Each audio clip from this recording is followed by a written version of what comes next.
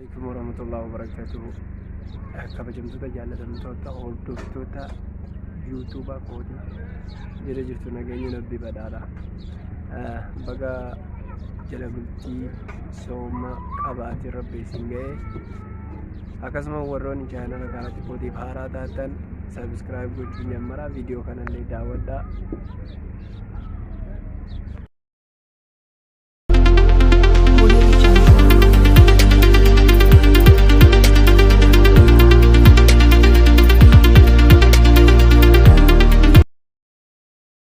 Intro gabaabduu boodaa walitti deebineeti jirra. Egaan obboloota koo addunyaa kanarratti irratti teknooloojiin bal'ate namoonni yeroo waliin haasa'anirra yeroo moobaayila isaanii taachi iskiriinii qubaa yeroo dubbatan irra hedduun keenya ni argina. Egaa kun immoo faayidaa akkam qaba, miidhaa akkam qaba isa jedhuu fi moobaayila keenyatti daataa guuttannee waayifaayi guuttannee yoo qabaachuu dhabne immoo daataa guuttannee guyyaa birootiin walitti deebinee faayidaan onlaayinii maali, miidhaan isaa maali isa jedhu kan waliin ilaallu ta'a. Egaa keessumattuu namoonni har'a moobaayila lamaa yommuu fayyadaman yookaan laaptooppii tokkoof moobaayila tokko yommuu fayyadaman kompiitara tokkoo fi moobaayila tokkotti yommuu wal faana fayyadaman ni argina.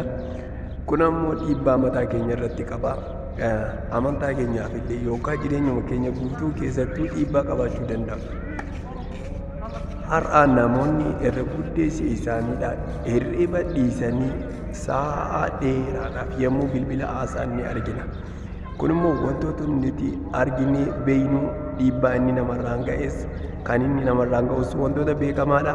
Gamasummaan yeroo muraasa booda walitti deebina. Hangasitti qophaa'aa na eegaa. Yuutuuba kanallee sabskiraayib gochuun eegaa. Baay'ee na eegaa hin deebina.